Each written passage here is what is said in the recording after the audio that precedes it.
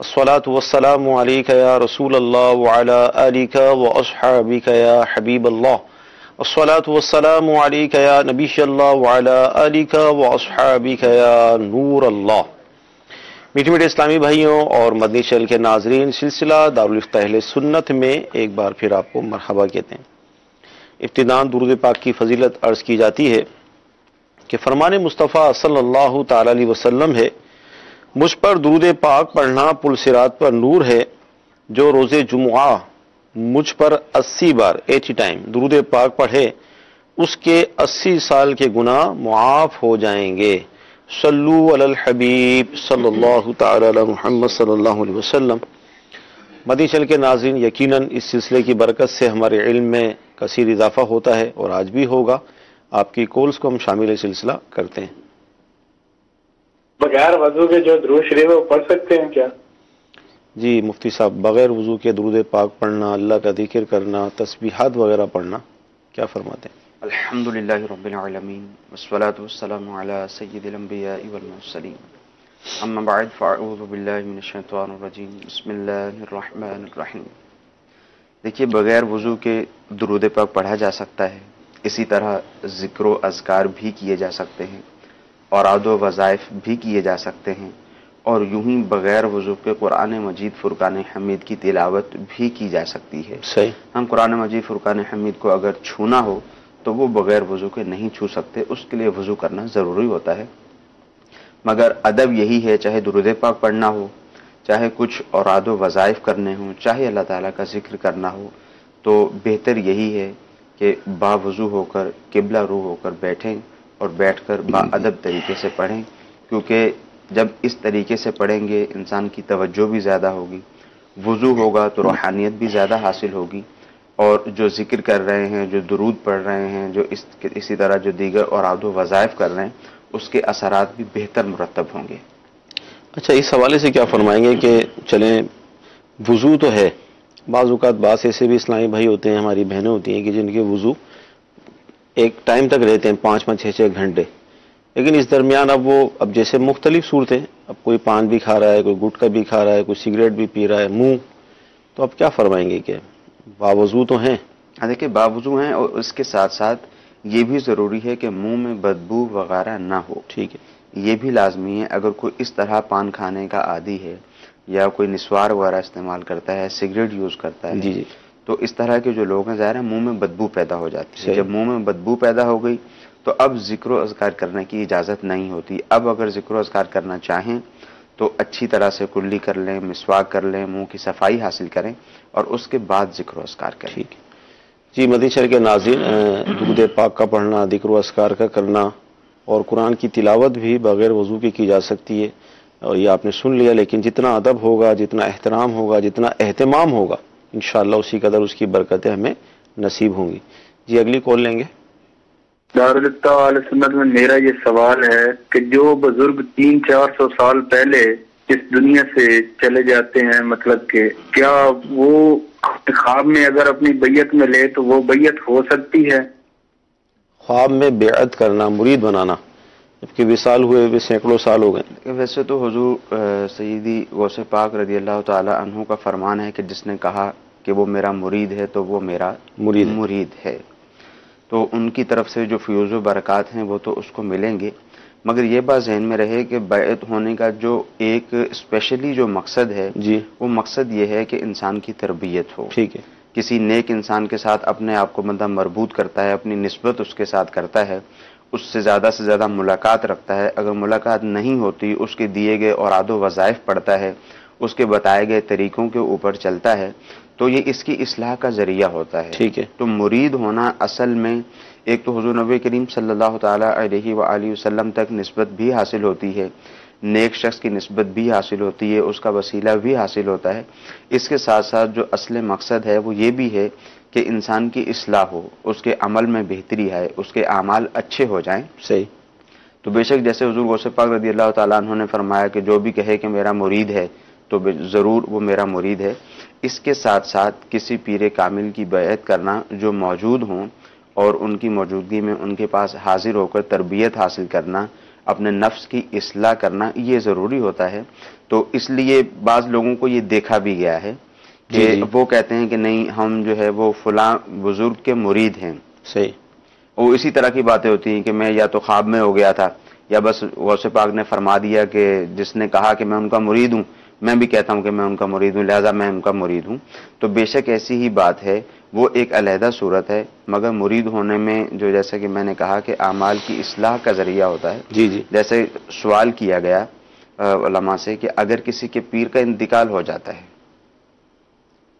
اب اس کا انتقال ہو گیا تو اب کیا وہ دوسری جگہ پر بیعت کر سکتا ہے؟ تو یہی فرمایا گیا کہ اب اگر یہ سمجھتا ہے کہ اس کو اپنے مزید اصلاح اعمال کی ضرورت ہے, نفس کی اصلاح کی ضرورت ہے, تو اب یہ دوسرے پیر سے بیعت ہو سکتا ہے تاکہ مزید اپنی اصلاح کر سکے. ٹھیک. تو یہ بات ذہن میں نہیں رکھنی چاہیے کہ خواب میں آ کر فلاں بزرگ نے مجھے مرید کر لیا تھا لہذا اب میں ان کا مرید ہو گیا ہوں. جو پیر موجود ہیں, حاضر ہیں, حیات ہیں, جامع شرائط بھی ہیں, اصلاح بھی کرتے ہیں, انسان کو چاہیے کہ ان کا مرید ہو جائے تاکہ جو زندگی کے جو معاملات ہیں اور عاد و وظائف بھی ملتے ہیں جس سے دیگر ہمارے مسائل بھی حل ہوتے ہیں اور اس کے علاوہ ساتھ ساتھ جو ہے وہ اصلاح بھی ہوتی رہے. بعض اوقات ایک وسوسہ آتا ہے کہ جب قرآن مجید ہمارے درمیان موجود ہے, احادیث مبارکہ موجود ہیں, تو بھئی ہمیں کیا ضرورت ہے, ہم کسی کے مرید ہوں, بس یہ رہنمائی کے لیے کافی ہیں. آپ کیا فرمائیں گے؟ کہ دیکھیں بس وہ ایک ذہن میں ہوتا ہے, شیطان کی طرف سے ہی یہ بات ذہن میں ڈال دی جاتی ہے. جی جی. وہ تو علم کے حوالے سے ہیں کہ قرآن مجید فرقان حمید کو پڑھ کے علم حاصل کیا جائے, احادیث طیبہ کو پڑھ کے علم حاصل کیا جائے. دیکھیں دین کے کچھ شعبے ہیں, ٹھیک ہے, جو مین دین کے شعبے ہیں, ان میں ایک شعبہ ہے عقائد کا. ٹھیک ہے, کہ انسان کے عقائد و نظریات کیا ہونے چاہیے اللہ عز و جل کی ذات کے بارے میں, حضور نبی کریم رؤوف الرحیم صلی اللہ تعالی علیہ وآلہ وسلم کی ذات کے بارے میں, دین اسلام کے بارے میں, نماز روزے کے بارے میں, بزرگان دین کے بارے میں, صحابہ کرام کے بارے میں عقائد و نظریات کیا ہونے چاہیے. ایک شعبہ تو یہ ہے. ایک شعبہ احکام کا ہے کہ خرید و فروخت کیسے کرنی ہے, جو دیگر جو ہمارے معاملات ہیں دنیا کے وہ کیسے گزارنے ہیں. اور ایک شعبہ جو ہے وہ اخلاص اور احسان کا بھی ہے. ٹھیک ہے. وہ اخلاص اور احسان کا جو شعبہ ہے اس میں یہ والی چیزیں آتی ہیں. ویسے تو اگرچہ جو غرور ہے, تکبر ہے, حسد, چغلی, غیبت, ان سے بچنا ویسے ہی لازم ہے جی, مگر اخلاص اور احسان کے اندر بہت ساری ایسی چیزیں آتی ہیں کہ جب تک ہمارے سامنے ہماری کوئی اصلاح کرنے والا موجود نہیں ہوتا تو ان کی اصلاح ہو نہیں پاتی ہے. بہت سارے بزرگان دین ہیں جنہوں نے اس موضوع پر کتابیں بھی لکھی ہیں. عام آدمی عقائد کے موضوع سے ہٹ کر بات کر رہا ہوں اور اسی طرح جو دیگر ہمارے مسائل شرعی ہیں ان سے ہٹ کر گفتگو کر رہا ہوں کہ عام آدمی جو ہے وہ اس کو یہی نہیں پتا ہوتا کہ جھوٹ کیا ہے, اس کو یہی نہیں معلوم ہوتا کہ چغلی غیبت کیا ہے, اس کو نہیں معلوم ہوتا کہ حسد کیا ہے. وہ حسد میں مبتلا ہو بھی رہا ہوتا ہے مگر اس کو پتہ نہیں چل رہا ہوتا. شیطان اس کو کہتا ہے کہ نہیں تم حسد میں مبتلا نہیں ہو رہے. تو جب یہ والی جو اخلاص اور احسان کی جو صورت ہے, بالخصوص اس کے لیے جو ایک پیر سے کوئی شخص مرید ہوتا ہے, بالخصوص اس کے لیے جو ہے پیر صاحب اس کی اصلاح کرتے ہیں. اور بہت سارے پیران اعظام ایسے بھی ہوتے ہیں کہ جو ان سبھی پہلوؤں میں اصلاح کرتے ہیں. الحمدللہ عز و جل امیر اہل سنت دامت برکاتہم العالیہ نے ان تینوں ہی شعبوں میں اصلاح فرمائی ہے. دیکھیں بات یہ ہوتی ہے کہ ایک شخص آپ کے سامنے بیٹھا ہوا آپ کو کوئی بات بتاتا ہے جی, اور وہ اس بات کو سمجھتا ہے, اس نے کتابوں کو اچھی طرح سے پڑھا ہوا ہے, اس کو پتہ ہے کہ غیبت کیا ہے, چغلی کیا ہے, شیطان کی وار کیا ہے, شیطان کس کس طرح سے وار کرتا ہے. وہ آپ کو سمجھائے گا, آپ کو زیادہ سمجھ میں آئے گا, یا آپ خود کتاب پڑھنے کے لیے بیٹھیں گے تو آپ کو زیادہ سمجھ میں آئے گا. پھر کتاب پڑھنے کے لیے بھی وہ شخص بیٹھے جس نے زندگی بھر کبھی دین کی طرف رجوع ہی نہیں کیا. مراد یہ ہے کہ کبھی کتاب اٹھا کر نہیں دیکھی, اگرچہ وہ نماز پڑھنے والا ہے, وہ روزہ رکھنے والا ہے, دین اسلام کے دوسرے احکام پر عمل کرنے والا ہے, مگر اب وہ اس نے کبھی کتاب اٹھا کر دیکھی نہیں ہے. وہ فریج کا کام کرتا ہے, وہ اے سی کا کام کرتا ہے, وہ دیگر کوئی کاروبار کرتا ہے. اب جب وہ احیاء العلوم اٹھائے گا, منہاج العابدین اٹھائے گا, ریاض الصالحین اٹھائے گا, کتابیں اٹھا کے پڑھنے کی جب کوشش کرے گا تو اس کی تو سمجھ میں نہیں آئے گا. اب وہ کہے نہیں میں خود ہی سمجھ لوں گا, یا وہ خواب میں پیر صاحب سے میں مرید ہو گیا تھا تو لہٰذا اب مجھے حاجت نہیں ہے. تو یہ طرز عمل نہیں ہونا چاہیے. انسان اپنے دنیاوی معاملات کے اندر بھی ماہرین اس کی سب سے زیادہ یہی کوشش ہوتی ہے کہ وہ کسی ماہر شخص کے پاس جائے اور ماہر شخص سے جا کر سیکھے. آپ کو ڈرائیونگ سیکھنی ہے تو آپ کسی ماہر شخص کے پاس جائیں گے, آپ اس سے جا کر ڈرائیونگ سیکھیں گے. آپ کو کاروبار کرنا ہے, کاروبار کی اونچ نیچ اگر آپ کو سمجھنی ہے, آپ کسی ماہر شخص کے پاس جا کر کاروبار کی اونچ نیچ کو سمجھنے کی کوشش کرتے ہیں. والد اپنے بچوں کو اپنے ساتھ کاروبار میں بٹھاتا ہے اور وہ 10-15 سال لگا کر کہیں جا کر کاروبار سیکھتا ہے. جی. تو جب دنیا کے معاملے میں اس طرح کے معاملات ہیں جہاں ہمارے عقائد و نظریات کا معاملہ آ جائے، جہاں ہمارے شرعی مسائل کا معاملہ آ جائے، جہاں اخلاص و احسان کا معاملہ آ جائے، دل کی صفائی کا معاملہ آ جائے کہ دل کیسے پاک ہوگا، طہارت کیسے حاصل ہوگی، تو ان سب چیزوں کے لیے انسان کہے کہ نہیں میں خود ہی کر لوں گا اور معلوم ہے کہ خود صلاحیت بھی نہیں ہے، تو شیطان کی طرف سے ایک وار ہوتا ہے. تو کسی پیر کامل کا مرید ہو جانا کسی طرح بھی یہ فائدے سے خالی نہیں ہے. عقائد کی بھی اصلاح ہوتی ہے، اعمال کی بھی اصلاح ہوتی ہے اور قلب کی طہارت بھی حاصل ہوتی ہے. مدنی چل کے ناظرین، اللہ تعالیٰ کی رحمت ہے کہ اس دور میں ایسے لوگ موجود ہیں، اور میں آپ کو دعوت پیش کروں گا کہ شیخ طریقت امیر اہل سنت کی ذات ہمارے درمیان موجود ہے، جن کے اس وقت لا تعداد مریدین الحمدللہ دنیا بھر میں موجود ہیں. اور مدنی چینل کے ذریعے آپ دیکھتے بھی ہیں کہ کس طرح سنتوں کی بہاریں ہیں، کس طرح اصلاح کی جا رہی ہے. نوجوان طبقہ کہ جو بالخصوص اپنے ہم کہتے ہیں کہ گھر والوں کی بات نہیں مانتا، اور وہاں ہم جب اس مدنی ماحول سے وابستہ ہوتا ہے تو الحمدللہ وہ امام بنتا ہے، وہ گویا کہ خود ایک مبلغ بن جاتا ہے نیکی کی دعوت دینے والا. تو میری آپ سے مدنی التجا ہے کہ جو اب تک کسی کے مرید نہیں ہے تو وہ شیخ طریقت امیر اہل سنت کے ذریعے قادریت تاری سلسلے میں داخل ہو جائیں، اس کی برکتیں حاصل کریں. جی مزید کال لیں گے ہم. میں امام مسجد کے پیچھے نماز کے لیے فجر کی فرضوں کے اندر کھڑا ہوا تھا، تو فرضوں کی نیت کر چکا تھا. میں فرضوں کی نیت کرنے کے بعد مجھے پتہ لگا کہ میں نے فرضوں کی نیت نہیں نفل کی نیت کی تھی، لیکن میں امام کے پیچھے تھا. آیا میری نماز ہو گئی یا نہیں؟ اچھا، نیت ان کی شاید کنفرم ہی نہیں تھی یا جو بعد میں کنفرم ہوئی، کیا فرمائیں گے؟ دیکھیے فجر کی نماز پڑھنے کے لیے گئے تھے، بعض اوقات ایسا بھی ہوتا ہے کہ ذہن میں نہیں رہتا. جی جی. اب نماز پڑھنے کے لیے جب نیت کرنے کے لیے کھڑے ہوئے تو نیت کے الفاظ جو ادا کیے اور دل میں بھی وہی ارادہ تھا کہ میں نفل نماز ادا کرنے لگا ہوں، تو ظاہر ہے پھر ان کی وہ نماز نہیں ہوئی، ان کو وہ نماز جو ہے وہ دوبارہ پڑھنی ہے. ٹھیک. باقی یہ ہے کہ چونکہ فجر کا ٹائم تھا اور فجر کے وقت کے اندر نوافل کی بھی اجازت نہیں ہوتی. صحیح. اگر کوئی اور نماز انہوں نے پڑھی ہوتی، جیسے ظہر کی نماز میں یہ نوافل کی نیت سے شامل ہو جاتے تو ان کے وہ نفل شمار ہو جاتے. اگرچہ اس وقت بھی نفل شمار ہوئے، مگر اس وقت ان کے جو نفل شمار ہوئے اس وقت نفل پڑھنے کی اجازت ہی نہیں تھی. اس وقت نفل پڑھنا جو ہے وہ مکروہ ہے. صحیح.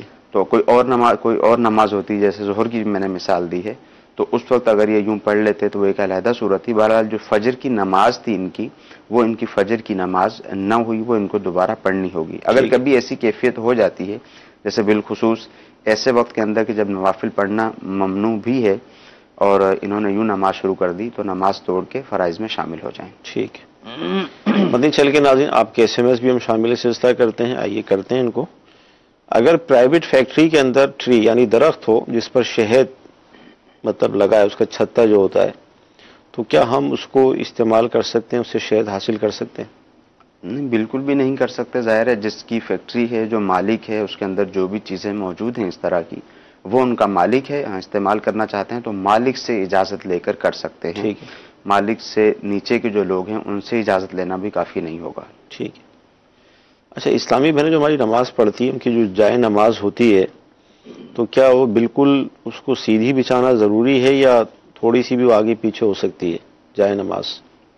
دیکھیں جائے نماز جب بچھائی جائے گی تو ظاہر ہے جو قبلہ رخ ہے جی جی اسی رخ پر ہی جائے نماز بچھائی جائے گی، جو ایک طریقہ کار ہے.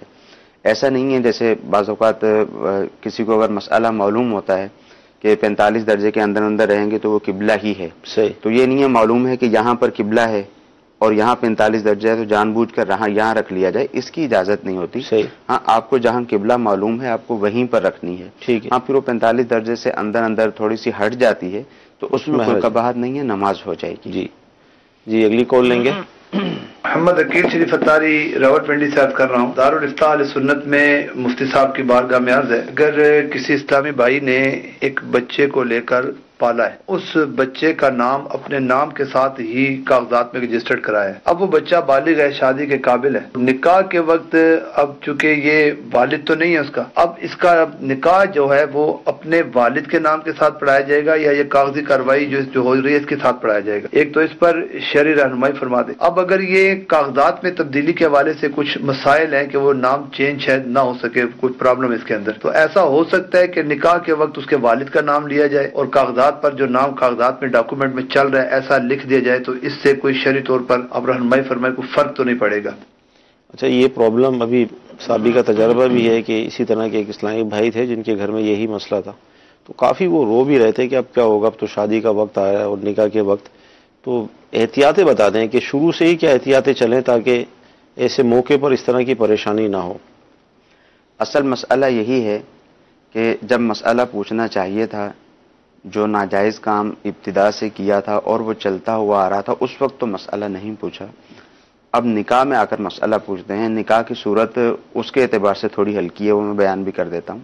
دیکھیں، سب سے پہلے تو یہ ہے کہ جب بھی بچہ یا بچی گود لیں گے جی تو یہ بات ذہن میں رہے کہ جو باپ ہے وہ باپ ہے، وہی باپ رہے گا۔ جی ٹھیک ہے، یعنی ایسا نہیں کر سکتے کہ زید نے بکر سے بیٹا لیا اور ولدیت میں جو ہے وہ اپنا نام لکھ دیا، اس کی قطعی طور پہ اجازت نہیں ہے۔ ظاہر ہے ہر ایک ذی شعور شخص سمجھتا ہے کہ جب ہم کہتے ہیں کہ فلاں بیٹا ہے اور فلاں باپ ہے تو اس سے کیا مراد ہے، صحیح، تو اس کی بہت زیادہ احتیاط کرنی چاہیے۔ جی، اس کی بالکل احتیاط نہیں کی جاتی اور ابتدا میں ایسا کرتے ہیں کہ نام لکھوا دیا، صحیح، اب چلتا رہتا ہے۔ اب آ کے جب شادی کا معاملہ آتا ہے تو پھر پریشان ہوتے ہیں، چاہے لڑکی ہو چاہے لڑکا ہو۔ اب شادی کے معاملے میں جو ہے وہ پریشانی ہوتی ہے کہ کیا کیا جائے، ڈاکومنٹیشن کے اعتبار سے، دیگر چیزوں کے حوالے سے کیا کیا جائے۔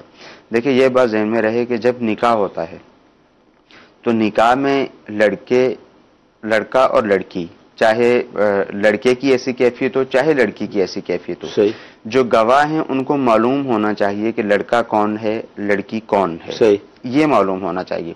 اسی طرح جب لڑکی سے اجازت لینے کے لیے جاتے ہیں، ہمارے ہاں عمومی طور پر لڑکی وہاں موجود نہیں ہوتی، تو جو ایک وکیل اور دو گواہ عمومی طور پر اسے اجازت لینے کے لیے جاتے ہیں، جب اسے اجازت لینے کے لیے جاتے ہیں، لڑکے کا نام وغیرہ ذکر کرتے ہیں تو اس کو معلوم ہونا چاہیے کہ کون لڑکا ہے، صحیح، اگرچہ اس کے والد کا نام وہاں پر غلط لیا گیا، معلوم ہونا چاہیے۔ اور ہمارے ہاں عمومی طور پر ایسا ہی ہوتا ہے صحیح، کہ دونوں فیملیوں کو معلوم ہوتا ہے، بعض اوقات لڑکی کو بھی معلوم ہوتا ہے۔ تو جب تعین ہو گیا کہ فلاں لڑکی ہے، اب بے شک اس کے باپ کے نام میں غلطی ہوئی، جب تعین ہو گیا کہ فلاں لڑکا ہے، اب بے شک اس کے باپ کے نام میں غلطی ہوئی، نکاح ہو جائے گا، صحیح، نکاح ہونے میں حرج نہیں ہے۔ بات یہاں پر پھر دوبارہ وہی آئے گی ڈاکومنٹیشن کی، صحیح، کہ جب نکاح نامے میں نام لکھا جائے گا تو لڑکی کی ولدیت میں اس کے اپنے باپ کا نام لکھا جائے گا یا جس نے گود لیا ہے اس کا نام لکھا جائے گا۔ اسی طرح لڑکے کا معاملہ ہے۔ تو یہ بات ذہن میں رہے کہ ایک زمانہ تھا جب یہ طریقہ کار ہوتا تھا کہ لوگوں کو اپنے باپ کا نام، اپنے دادا کا نام، اپنے پردادا کا نام، اس کے ابو کا نام، اس کے ابو کا نام سب معلوم ہوتا تھا، یعنی ان کو اپنا سلسلہ نسب جو ہے وہ یاد ہوتا تھا، جی جی، اور وہ اس پر فخر بھی کیا کرتے تھے۔ وہ فخر کرنا خیر ایک علیحدہ مسئلہ ہے، تو ان کو یاد ہوا کرتا تھا۔ ہمارے ہاں سارے کا سارا جو بھی نظام ہے وہ ڈاکومنٹیشن پر ہے۔ صحیح، اب نتیجہ کیا نکلتا ہے کہ آپ نے بچہ گود لیا، بچہ گود لے کر آپ نے کہا کہ میں اس کا باپ ہوں۔ اب چند نسلیں گزریں گی تو اصل جو اس کا باپ تھا وہ نسین منسن ہو جائے گا، اس کا پتہ ہی نہیں چلے گا کون تھا۔ معاذ اللہ محارم کے آپس میں نکاح بھی ہو سکتے ہیں، وراثت کے بھی بیسیوں مسائل ہوں گے جو غلط ہو جائیں گے۔ تو اس لیے یہ جو ڈاکومنٹیشن کی ہوئی ہے فقط یہ کہہ کر کہ اس کو تبدیل کرنا ممکن نہیں، صحیح، ایسا نہیں کہا جا سکتا، اور ایسا ہے بھی نہیں۔ بالکل تبدیل کیا جا سکتا ہے، اس کا قانون موجود ہے۔ صحیح، آپ کسی وکیل کسی سے رابطہ کریں گے، بالکل اس کا قانون موجود ہے۔ اب جب آپ ان کے پاس جائیں گے باقاعدہ قانون کے مطابق صحیح، والد کی جگہ پر والد کا نام رہے گا، اور جس نے گود لیا ہے اس کا جو ہے وہ سرپرست کی جگہ پر نام آ جائے گا۔ تو فقط نکاح کا ہی مسئلہ نہیں ہے، اس کے علاوہ دیگر مسائل ہیں جو نکاح کے مسائل سے بہت ہی زیادہ پیچیدہ ہیں۔ تو اس کا خیال رکھنا چاہیے، کیونکہ ہم نے ڈاکومنٹیشن پر ہی چلنا ہے، صحیح، تو یہ ہمیشہ درست ہونی چاہیے۔ ماشاءاللہ زوجل، بہت پیارا مفتی صاحب نے تفصیل سے ہمیں اس حوالے سے جواب عطا فرمایا کہ جو لے پالک بچے ہوتے ہیں جن کو گود لیا جاتا ہے تو ان کا شرعی حکم کیا ہے، اس میں نسبت باپ کے حوالے سے کس طرح کرنی چاہیے، اس کو بیان کیا گیا۔ جی اگلی کال لیں گے۔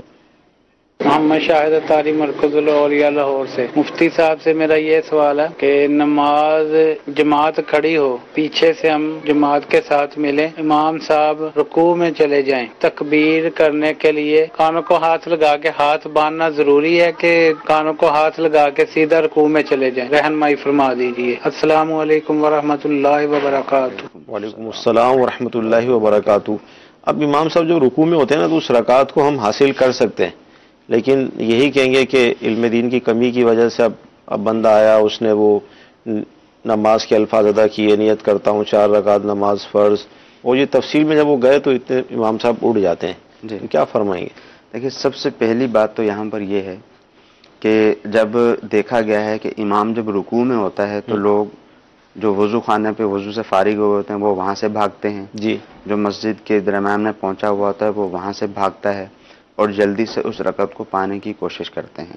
اور اسی طرح بعض لوگ صف آگے والی جو صف ہے وہ بھی آدھی کمپلیٹ ہوئی ہے، آدھی باقی ہے، جہاں جگہ ملی تو جہاں جگہ ملتی ہے وہیں پہ نماز شروع کر دیتے ہیں، جہاں جگہ ملی وہیں پہ یوں نماز شروع کر دینا رکعت پانے کے لیے، اس کی بھی شرعی طور پہ اجازت نہیں ہے، یہ مکروہ تحریمی ہے، صف کے ساتھ جا کر کھڑا ہونا ضروری تھا۔ صحیح۔ اسی طرح نماز میں جانے کے لیے اطمینان اور وقار کے ساتھ جانے کا حکم ارشاد فرمایا صحیح۔ گیا، حدیث طیبہ میں فرمایا گیا کہ اطمینان کے ساتھ جاؤ۔ صحیح۔ اب ذہن میں یہ بات آتی ہے کہ نماز نکل جائے گی۔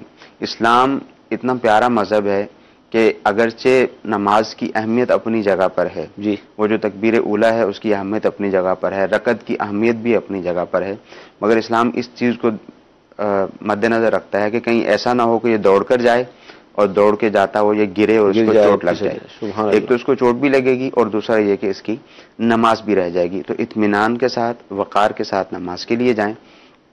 اب آپ پہنچے، اب امام رکوع میں تھا، اب آپ یہ لازم نہیں ہے کہ آپ پہلے اللہ اکبر کہیں، پھر آپ ہاتھ باندھیں اور پھر آپ کچھ پڑھیں اور پھر آپ رکوع میں جائیں۔ آپ ایسا کر سکتے ہیں کہ آپ بالکل سیدھے کھڑے ہو کے اللہ اکبر کہیں، یعنی جو تکبیر تحریمہ ہے وہ بالکل سیدھے کھڑے ہو کر کہہ لیں، صحیح، اور پھر دوسری تکبیر کہتے ہوئے رکوع میں چلے جائیں۔ یہاں ایک اور بات کا دھیان رکھنا ضروری ہے، وہ یہ ہے بعض لوگوں کو دیکھا گیا ہے کہ جن کو یہ مسئلہ پتا ہے کہ بس ایک ہی تکبیر کہہ کے آپ رکوع میں جا سکتے ہیں، جی جی، تو وہ کیا کرتے ہیں، وہ اللہ اکبر کہتے ہوئے رکوع میں جاتے ہیں، اور جب اللہ اکبر ان کا کمپلیٹ ہوتا ہے تو ان کے ہاتھ رکوع تک پہنچ جاتے ہیں، تو پھر یہ تکبیر تحریمہ نہیں کہلائے گی، یہ جو تکبیر انتقالی تھی رکوع تک جانے کے لیے تکبیر انتقالی، یہ وہ کہلائے گی، تو ان کی نماز سرے سے شروع ہی نہیں ہوئی۔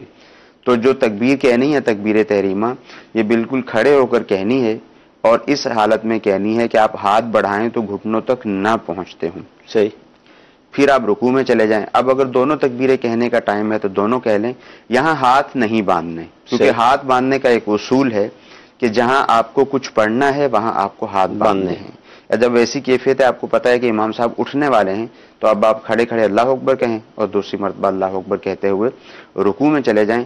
اور یہ رکعت ملی یا نہیں ملی، اس کا یوں پتہ چلے گا کہ اگر آپ رکوع میں جا رہے تھے اور امام صاحب رکوع سے اٹھ رہے تھے، یعنی دونوں کی کیفیت ایسی تھی کہ دونوں اگر ہاتھ بڑھاتے تو گھٹنوں تک پہنچ جاتے، تو اس صورت میں آپ کو رکعت ملی، ورنہ آپ کو رکعت نہیں ملی۔ اب یہ ہر شخص یہ جانتا ہے کہ اس کے امام کی کیا کیفیت ہے۔ ہاں، امام کو یہ چاہیے، جو طریقہ کار ہے کہ جب ایک رکن سے دوسرے رکن میں منتقل ہونے لگے تو اس کی جو بھی تکبیر ہے یا تحمید ہے، جو بھی اس نے کہنا ہے، تو اسی وقت سے شروع کرے، اور جب دوسرے رکن میں پہنچنے سے پہلے اس کو ختم کر دے۔ یہ طریقہ کار اختیار ہوگا تو نمازی کو بھی پتا ہوگا، جو مقتدی ہے اس کو بھی پتا ہوگا کہ مجھے رکوع ملا یا نہیں ملا۔ یہاں پر جو مقتدی ہیں بالخصوص ان کو اپنے امام کی کیفیت کا علم رکھنا چاہیے، جو روز کے نمازی ہوتے ہیں، جی روز کے نمازی ہیں، ان کو تھوڑی معلومات ہوتی بھی ہیں کہ امام کی کیسی کیفیت ہے، وہ کس طرح سے کب تکبیرات انتقالیہ کہتا ہے، تسمیہ تحمید وغیرہ کب کہتا ہے، یہ ان کو معلوم بھی ہوتا ہے، مگر یہ ہے کہ امام جو سنت طریقہ ہے، امام کو بھی چاہیے کہ وہ اسی کو اپنائے۔ یہاں پر جیسے بھی آپ نے یہ بتایا کہ مسجد میں بھاگتے ہیں، دوڑ لگاتے ہیں، تو مسجد کی بیعت بھی ٹھیک ہے نا، پھر گرنے کا خطرہ الگ۔ اچھا، اس میں یہ بھی ہوتا ہے کہ جب وضو خانے سے دوڑ لگتی ہے تو اب وضو کے قطرے بھی ٹپک رہے ہیں، بعض اوقات یہ ہوتا ہے کہ آستین بھی چڑھی ہوئی ہوتی ہیں دونوں، اور ایسے ہی وہ اللہ اکبر کہہ کر نماز میں شامل ہو جاتے ہیں، ایسے ہی نماز اس میں کیا فرمائیں گے؟ یہ اس کی بھی احتیاط ضروری ہے جی، کہ جب آپ نے وضو کیا ہے، وہ وضو میں تری اگرچہ باقی ہو مگر بعض اوقات ایسا بھی دیکھا گیا کہ یوں کرتے ہوئے جا رہے ہوتے ہیں پانی گر رہا ہوتا ہے جی تو یہ ناجائز ہے. مسجد میں اس طرح جو مستعمل پانی ہے وضو کا آپ کا مسجد میں اس کو گرانا یہ ناجائز ہے. اور اسی طرح مسجد میں بھاگنا اس کی بھی شرعی طور پہ اجازت نہیں ہے.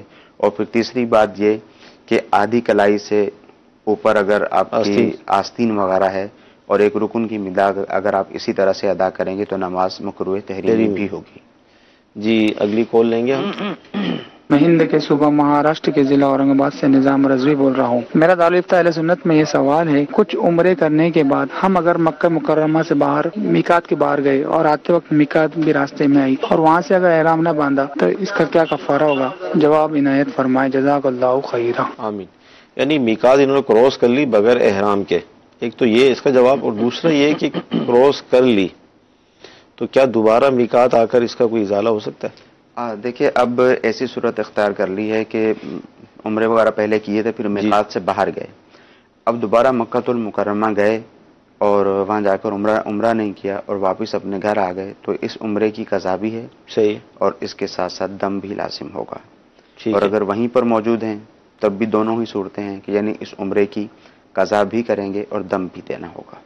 یعنی میقات اگر بغیر احرام کی کراس کر لی اور دوبارہ پھر میقات آ گئے، دوبارہ میقات آ گئے تو دم بھی لازم ہوگا اور تو عمرے کی جو ہے وہ قضا بھی ہوگی. ٹھیک.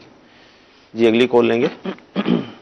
محترم سوال یہ تھا کہ ڈیوٹی کے دوران سرکاری ملازمت بندہ کرتا ہے، ڈیوٹی کے دوران وہ نماز پڑھ سکتے ہیں؟ اب پرائیویٹ ادارے ہوں یا گورنمنٹ کے ہوں یا دینی ادارے جو ہوتے ہیں تو اس میں جو فرض نمازیں آتی ہیں تو اس کا حکم اگر بالکل ڈیوٹی کے دوران نماز کی ادائیگی تو ضروری ہے اور جس کے پاس آپ کام کر رہے ہیں وہ آپ کو نماز کی ادائیگی سے منع بھی نہیں کر سکتا. ٹھیک، یعنی فرائض بھی ادا کیے جائیں گے اور اسی طرح جو ہے وہ واجبات سنن موقدہ وغیرہ یہ ادا کی جائیں گی. ہاں نوافل وغیرہ جو ہے وہ اگر سیٹ کی طرف سے اجازت ہو تو پھر پڑھے جائیں ورنہ نہ پڑھے جائیں. ہاں بعض اوقات ایسا ہوتا ہے کہ دیکھا جاتا ہے جن کو دینی حوالے سے معلومات نہیں ہوتی، کوئی فیکٹری والا ہے، کوئی کمپنی والا ہے، کوئی سیٹ ہے تو وہ اجازت نہیں دیتے، نماز کے حوالے سے اجازت نہیں دیتے یا مسجد میں جانے نہیں دیتے. ان کو پتہ ہے کہ مسجد میں جائیں گے تو آدھا گھنٹہ لگ جائے گا، وہ کہتے ہیں یہیں پہ نماز کی ادائیگی کر لیں. تو ایسے کو سمجھانا چاہیے اور ایسا سیٹ اگر موجود ہے آپ کو منع کرتا ہے تو اس کو سمجھائیں اور آپ کو معلوم ہے کہ یہ آپ کی بات کرتے نہیں مانے گا، کوئی صورت نہیں ہے تو پھر ایسی صورت میں دوسری جگہ پہ جاب تلاش کر لیں کہ جو شخص نماز ہی پڑھنے نہیں دیتا. اچھا SMS یہ ہے کیا بہن کے نکاح میں بھائی گواہ بن سکتے ہیں؟ جی بالکل بہن کے نکاح میں بھائی گواہ بن سکتے ہیں، کوئی حرج نہیں. اسی طرح وہ اگر باپ ہے یعنی بیٹی کا باپ، جی وہ بھی گواہ بن سکتا ہے. ٹھیک. اصل میں ویسے تو ہمارے ہاں جیسے جس انداز سے ہمارے ہاں نکاح ہوتا ہے جی وہ کافی افراد موجود ہوتے ہیں، وہ سارے ہی گواہ ہوتے ہیں. صحیح. یعنی جنہوں نے بھی نکاح ہوتا ہوا سنا ہے، جن کو پتہ چلا ہے کہ فلاں کا فلاں کے ساتھ نکاح ہوا ہے، ان کے کانوں تک آواز پہنچی ہے، وہ سن رہے ہیں، اس کو سمجھ رہے ہیں، وہ سارے کے سارے ہی گواہ ہی ہوتے ہیں. اور یہ کہ ڈاکومنٹیشن کے لیے بالخصوص جو ہے وہ نام وہ لکھے دلہن جاتے سے ہیں. لینے جاتے ہیں اجازت، اس صورت میں ذرا احتیاطیں زیادہ بڑھ جاتی ہیں. ہاں اس میں احتیاط زیادہ بڑھ جاتی ہے، اس میں بالخصوص محارم کو بھیجا جاتا ہے. اچھی بات ہے، اس میں کوئی حرج نہیں. ٹھیک. جی اگلی کال لیں گے. محمد تنویر دارالفتہ پروگرام میں میرا سوال یہ ہے کہ کیا کسی سید زادی لڑکی سے عام انسان کی شادی کرنا جائز ہے؟ پتہ نہ ہو کہ وہ سید ہے بھی یا نہیں، وہ کہلاتے سید ہو. جی سادات کرام کا نکاح غیر سے کیا فرمائیں گے؟ دیکھیے سادات کرام میں جو لڑکے ہیں وہ تو جو ہے وہ نکاح ہو سکتا ہے، جو غیر سید لڑکی ہے، سید لڑکا ہے، غیر سید لڑکی سے اس کا نکاح ہو سکتا ہے. اور یوں ہی جو لڑکا غیر سید ہے مگر لڑکی سیدہ ہے، جی تو اس صورت میں اگر وہ لڑکی بھی راضی ہے اور اس کا ولی جیسے باپ موجود ہے اور اس کو معلوم ہے کہ جس کا رشتہ آیا ہے وہ سید نہیں ہے، وہ بھی راضی ہے، لڑکی بھی راضی ہے، یہ اپنی رضامندی سے نکاح کرتے ہیں تو یوں نکاح ہو جائے گا. صحیح. وہ جو نکاح نہ ہونے کی ایک صورت ہے وہ کفاءت کے اعتبار سے ہے، وہ اس اعتبار سے ہے کہ لڑکی نے اپنی مرضی سے نکاح کیا، ولی سے پوچھا نہیں، ولی کی اجازت موجود نہیں ہے. اب لڑکی اگر کسی ایسے لڑکے کے ساتھ نکاح کرے گی جہاں پہ کفاءت موجود نہیں ہے، جیسے لڑکی سیدہ ہے اور لڑکا سید نہیں ہے، تو یہ نکاح نہیں ہوگا. صحیح. جی اگلی کال.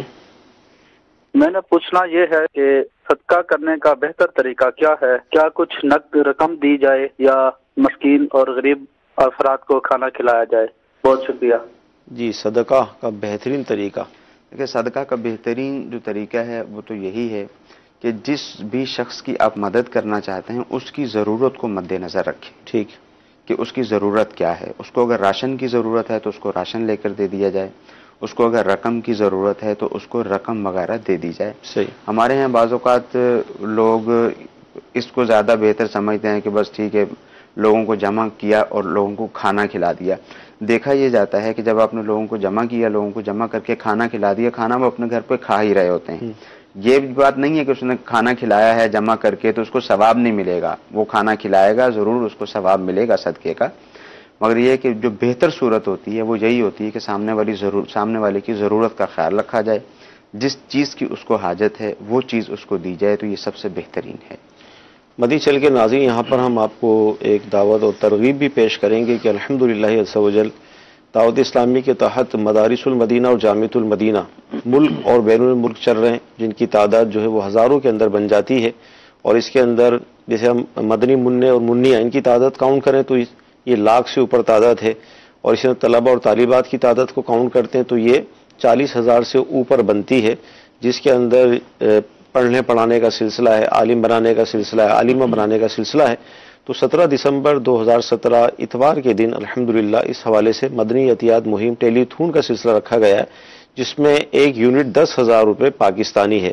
تو جس طرح بھی یہ صدقے کی بات یہاں پر آئی تو اب آپ غور فرمائیں کہ جس ادارے کے اندر بچے حفظ کرتے ہوں، اسی طرح ناظرہ قرآن پڑھتے ہوں، عالم بنتے ہوں، عالمہ بنتی ہوں، تو وہاں پر اگر آپ کا پیسہ لگے گا تو اس کے ثواب کا آپ اندازہ کیسے لگا سکیں گے کہ یہ رقم آپ کے کسی کے عالم بننے میں لگے گی، کسی کے حافظ بننے میں لگے گی، اور انشاءاللہ اس سے دین اور ہمارے مسلک کو تقویت پہنچے گی. تو لہذا میری آپ سب سے مدنی التجا ہے کہ اس سلسلے میں دعوت اسلامی کے ساتھ تعاون کیجیے. اربوں روپے کے یہ سالانہ اخراجات بن جاتے ہیں. ایک ہمیں موقع مل رہا ہے ثواب کا، تو اس حوالے سے نیت کیجیے، اپنی کالس ریکارڈ کروائیے. ایک یونٹ 10,000 روپے کا ہے، آپ کو اللہ نے جس حساب سے نوازا ہے اس حساب سے آپ نیت ہی کیجیے. اور ساتھ یہ کہ بالفرض اگر 10,000 آپ کو زیادہ لگتے ہیں تو جو آپ کی حیثیت ہے یعنی اس نیک کام میں کچھ نہ کچھ آپ کا حصہ شامل ہو جائے، اس حوالے سے آپ نیت کیجیے. یہ صدقے کی بہت بہترین صورت ہے. مجھے ایک واقعہ یاد آیا. ایک بہت ہی نیک متقی پرہیزگار بادشاہ تھے جی، ان کا واقعہ مجھے یاد آیا، میں نے پڑھا تھا. تو ان کی یہ خواہش تھی کہ حضور نبی کریم صلی اللہ تعالیٰ علیہ وآلہ وسلم کی ان کو زیارت ہو. سبحان اللہ. اس کے لیے جو بھی وہ تگ و دو کرتے تھے، کوشش کرتے تھے، نیک اعمال بھی کرتے تھے، مگر زیارت نہیں ہو رہی تھی. صحیح. تو رات کے وقت اپنے ساتھیوں کے ساتھ باہر نکلتے تھے لوگوں کے مسائل وغیرہ دیکھنے کے لیے. تو کسی طالب علم کو دیکھا کہ وہ کتاب اس کے پاس تھی، کسی گھر کے اندر سے روشنی آ رہی تھی، وہ وہاں سے جا کے کچھ دیکھتا تھا اور پھر سائڈ پہ جا کے اس کو یاد کرنے لگ جاتا تھا. جب یہ طرز عمل دیکھا تو پتہ چل گیا کہ اس کو لائٹ کی ضرورت ہے. تو اس بادشاہ نے اس کے لیے لائٹ کا انتظام کیا. سبحان اللہ. اور حضور نبی کریم صلی اللہ تعالی علیہ وآلہ وسلم کی اس کو زیارت ہو گئی. سبحان اللہ. سبحان اللہ. اب اس نے سوال کیا کہ اس کی وجہ کیا ہے؟ تو فرمایا کہ تم نے طالب علم دین کی مدد کی. سبحان اللہ. کتنی پیاری بات بیان کی گئی. دینی طلبہ جو ہوتے ہیں، ظاہر ہے یہ جیسے دعوت اسلامی کی جو جامعۃ المدینہ ہے، ہزاروں طلبہ ایسے ہیں کہ جو اپنا گھر بار چھوڑ کر فقط عالم بننے کے لیے الحمدللہ ان جامعۃ المدینہ کے اندر ڈبل 12 گھنٹے یہ پڑھے رہتے ہیں، پڑھتے ہیں. 3 وقت کے کھانے پینے کا اہتمام، سردی کی جو سہولیات ہوتی ہیں وہ فراہم کی جاتی ہیں، گرمی کے حوالے سے وہ سہولت ہے. تو یوں یہ اربوں روپے کے اخراجات ہیں. میں امید کرتا ہوں کہ آپ انشاءاللہ اس میں ضرور تعاون فرمائیں گے. جی اگلی کال لیں گے ہم. محمد برہان اتاری بات کر رہا ہوں. میرا دارالعلوم میں سوال یہ ہے کہ اگر سویٹر پہنے اور سویٹر پہننے میں اندر ہاتھ کا جو آستین ہے وہ مڑ جائے اور اسی میں نماز پڑھ لے تو کیا یہ بھی مکروہ تحریمی ہے؟ کیا فرماتے ہیں؟ اندر جو ہم پہنتے ہیں سویٹر وغیرہ. دیکھیں عمومی طور پر جو اندر لباس پہنا جاتا ہے، سردیوں میں جو لباس پہنا جاتا ہے، اس لباس کی ہیئت ہی کچھ ایسی ہوتی ہے کہ اس کی آستین بھی فولڈ ہوتی ہے، اسی طرح جو ہے یہاں سے بھی وہ فولڈ ہو جاتا ہے، اور اسی طرح جو پاجامہ وغیرہ پہنا جاتا ہے اس کی بھی کیفیت ہی اس طرح کی ہوتی ہے. تو اندر جو لباس اس طرح سے پہنا ہوا ہے وہ فولڈ ہو گیا ہے تو یہ کراہت نہیں ہے، یعنی نماز مکروہ تحریمی نہیں ہوگی. ٹھیک ہے. جی اگلی کال. میرا نام محمد ریحان ہے اور میں نارتھ کراچی سے بات کر رہا ہوں. میرا مفتی صاحب کی بارگاہ میں سوال ہے کہ اگر جو کوئی نماز پڑھ رہا ہو اور جماعت کھڑی ہو جائے تو اگر جو اس کے آگے سے کوئی گزر جاتا ہے تو یہ کیسا ہے؟ اس کے بارے میں کچھ ارشاد فرما دیں. انفرادی طور پر نماز اگر کوئی پڑھ رہا ہو تو اگر جب گزریں گے تو کیا حکم ہوگا؟ جماعت کھڑی ہے، وہ شاید یہ پوچھنا چاہ رہے ہیں کہ جیسے جماعت کھڑی ہو گئی، اب یہ اپنی انفرادی نماز پڑھ رہا ہے، جی جی، ابھی کسی شخص کو آگے جانا ہے، صف کے اندر جا کر کھڑا ہونا ہے، تو کیا ان کے آگے اس سے بات کی اجازت ہوگی؟ تو ضرور اس کو اس بات کی اجازت ہوگی کہ وہ جا کر صف کمپلیٹ کر سکتا ہے۔ صحیح۔ باقی انفرادی طور پر اگر کوئی نماز پڑھ رہا ہے اس کے سامنے سے گزرنے کی اجازت نہیں ہے۔ ہاں اگر جماعت کے ساتھ نماز ہو رہی ہے، اب کوئی ایسی کیفیت پیدا ہو جاتی ہے کہ نمازی کے آگے سے گزرنا پڑتا ہے، جیسے کسی کا وضو ٹوٹ گیا، اب وہ نمازیوں کے آگے سے گزر کر باہر نکلے گا، تو اب اس کو تو ویسے ہی نکلنے کی اجازت ہوتی ہے، کیونکہ جب جماعت ہو رہی ہے تو امام کا سترہ سب نمازیوں کا سترہ ہے، امام کے آگے سے گزرنے کی اجازت نہیں ہوگی۔ نمازی کے آگے سے گزر جائیں گے تو یہ نمازی کے آگے سے گزرنا نہیں کہلائے گا، کیونکہ امام کا سترہ نمازیوں کا سترہ کہلاتا ہے۔ ٹھیک ہے جی، اگلی کال۔ مفتی صاحب سے پوچھنا تھا کہ فجر کی نماز میں اگر کوئی شخص گھر سے سنتے پڑھ کے چلا جاتا ہے اور پھر مسجد میں جا کے وہ بھول جاتا ہے، پھر وہاں جا کے دوبارہ پھر پڑھ لیتا ہے سنتے، تو اس کے لیے پھر کیا ہوگا؟ 2 مرتبہ سنتیں پڑھ لی۔ ہاں جی، 2 مرتبہ اس نے سنتیں پڑھ لی، اگرچہ اس کی وہ والی سنتیں جو ہے وہ نوافل میں شامل ہو جائیں گی، چونکہ اس نے بھول کر ایسا کیا ہے تو گناہ گار بھی نہیں ہوگا۔ اس وقت میں نوافل پڑھنے کی اجازت نہیں ہے، کیونکہ بھول کر ایسا کیا ہے تو گناہ بھی نہیں ہوگا۔ ٹھیک ہے، ایسے میں ہم شامل کرتے ہیں کہ اچھا بعض یہ ہوتا ہے جیسے ہمارے اپنے شہر میں بھی اس طرح ہے، فلیٹس کی زندگیاں ہیں تو پردے کے پرابلم بھی ہوتے ہیں، اب فیملی ہے، بہن بھائی وغیرہ سب، تو ابھی پوچھنا یہ چاہ رہے ہیں کہ کیا ہم اپنی زوجہ کے لیے، بیوی کے لیے وہ کچن الگ کر سکتے ہیں ایک ہی اس کے اندر؟ اس میں کوئی شرعی کوئی مسئلہ تو نہیں ہوگا؟ دیکھیں ویسے تو کوئی مسئلہ نہیں ہے کچن الگ کرنے میں جی۔ اب کچن الگ کرنا ایک تو یہ صورت ہوتی ہے کہ پردے وغیرہ کے معاملات کو مد نظر رکھا جاتا ہے تو کچن الگ کر لیا جاتا ہے، ٹھیک ہے، اور اس سے زیادہ صورت جو ہوتی ہے وہ آپس کی چپکلش کی بنا پر ہوتی ہے، کیونکہ عمومی طور پہ جو کچن ہے وہاں پر مردوں کا آنا جانا کم ہی ہوتا ہے جی، تو کچن اگر اکٹھا بھی ہے اور اس میں عورتیں کام کر رہی ہیں، مردوں کا وہاں آنا جانا نہیں ہے، تو اس میں تو کوئی مسئلہ نہیں ہے۔ تو اب یہ دیکھ لیا جائے کہ کیا کیا وجوہات ہیں جن کی بنا پر کچن الگ کرنا چاہتے ہیں۔ صحیح جی، اگلی کال لیں گے۔ میرا سوال یہ ہے کہ جیسے ہم نے سر کے بال بنوائے ہیں یا داڑھی کا خط کروایا ہے اور ساتھ ہی نماز کا ٹائم ہو گیا ہے، تو کیا ہم بنا نہائے نماز پڑھ سکتے ہیں؟ کیا ہماری نماز ہو جائے گی یا اس کے لیے نہانا ضروری ہے؟ کیا فرماتے ہیں؟ دیکھیں بال وغیرہ کٹوانے کی وجہ سے غسل لازم نہیں ہوتا۔ صحیح۔ ہاں یہ ہے کہ اب بال وغیرہ گرے ہوئے ہوتے ہیں، کہیں ایسا نہ ہو کہ مسجد میں جائیں تو وہاں بال گریں، عمومی طور پہ ایسا ہوتا ہے جی، تو اس طرح مسجد میں کوئی چیز گرانا اس کی شرعی طور پر اجازت نہیں ہے۔ بہتر یہی ہے کہ نہا دھو کر ہی نماز کی ادائیگی کے لیے جائیں جی۔ ہاں جیسے جماعت کا ٹائم ہو گیا ہے تو کوشش کریں جتنا ممکن ہو کپڑوں کو اچھی طرح سے جھاڑ کر، اگر تبدیل کرنے کا بھی ٹائم نہیں ہے جھاڑ کر عین ٹائم پہ مسجد میں جائیں، فرائض ادا کر کے پھر واپس آ جائیں۔ ٹھیک ہے جی، آخری کال لیں گے ہم سلسلے میں۔ جی یہ سوال پوچھنا ہے کہ اگر کوئی آدمی اکسائے پیسوں کے معاملے میں کہ آپ قرآن اٹھاؤ، اگر آپ بولتے ہو تو میں اٹھاتا ہوں، پھر تو کیا ایسا جائز ہے؟ سر یہ کہ اگر آدمی کہے کہ پیسہ وہ جس سے لینا اس کو کہہ دے کہ میں اپنے بچوں کا صدقہ سمجھ کے چھوڑتا ہوں آپ کو، کیا یہ شرعی حیثیت ہے اس کی؟ اب یہ پتہ نہیں کہ معاملہ کیا تھا، کس جی معاملہ بعض اوقات ایسے ہوتے ہیں کہ ایک شخص نے دوسرے سے رقم لینی ہے، بعض اوقات وہ کہتا ہے کہ میں نے دے دی ہے، بعض اوقات کہتا ہے کہ نہیں آپ نے مجھے دی نہیں ہے، ٹھیک ہے، تو یہ کہتا ہے کہ ٹھیک ہے تم قرآن اٹھا لو، وہ کہتا ہے نہیں میں قرآن نہیں اٹھاؤں گا، یہ کہتا ہے نہیں میں قرآن اٹھا لیتا ہوں۔ تو اس طرح کے معاملات عام طور پر ہوتے ہیں۔ دیکھیے ویسے جو اصول ہے وہ تو یہی ہے کہ جو شخص دعویٰ کرنے والا ہے اس نے گواہ پیش کرنے ہوتے ہیں۔ چاہے ایک شخص کہتا ہے کہ میں نے آپ کو رقم دی ہے تو اس کو چاہیے کہ وہ گواہ پیش کرے، اگر اس کے پاس گواہ موجود نہیں ہے کسی طرح بھی تو پھر سامنے والے نے قسم دینی ہوتی ہے کہ میں نے تم سے رقم نہیں لی ہے۔ بقیہ جہاں تک دوسری بات ہے کہ کہتے ہیں کہ میں نے بچوں کا صدقہ سمجھ کے معاف کر دیا، دیگر اس طرح کی گفتگو کرتے ہیں، 4 دن کے بعد پھر دوبارہ لڑنے کے لیے کھڑے ہو جاتے ہیں، تو بظاہر ان باتوں کا کوئی اعتبار نہیں ہوتا ہے جب تک صراحت کے ساتھ اس کو معاف نہیں کر دیتا۔ جیسے مثال کے طور پر کہتا ہے کہ چلے ٹھیک ہے آپ نہیں مان رہے مگر مجھے معلوم ہے کہ آپ نے مجھ سے رقم لی تھی، صحیح، آپ کو یاد نہیں ہے یا آپ اس کو تسلیم نہیں کر رہے، تو صراحت کے ساتھ اگر اس کی نفی کر دیتا ہے، کہہ دیتا ہے کہ ٹھیک ہے جو بھی تھا آج کے بعد تمہارا اور میرا کوئی معاملہ نہیں ہے، جو رقم میں نے تمہیں دی تھی میں نے تمہیں معاف کر دی، تو اب یہ معاف ہو جائے گی۔ مدنی چینل کے ناظرین سلسلہ ہوا، اللہ تعالیٰ کی بارگاہ میں دعا کرتے ہیں کہ اللہ تعالیٰ آج کا ہمارا سلسلہ اپنی بارگاہ میں قبول فرمائے، جو سنا ہے جو سیکھا ہے اس پر عمل کی توفیق عطا فرمائے۔ جمعرات ہے، مغرب کی نماز ادا کریں گے اور مغرب کے بعد پھر انشاءاللہ دعوت اسلامی کے تحت دنیا بھر میں اجتماعات ہوتے ہیں، اس میں شرکت کریں گے۔ اللہ تعالیٰ عمل کی توفیق عطا فرمائے۔ صلو علی الحبیب صلی اللہ تعالی علی محمد۔ گزارے کیسے زندگی، آؤ علماء سے پوچھ لے،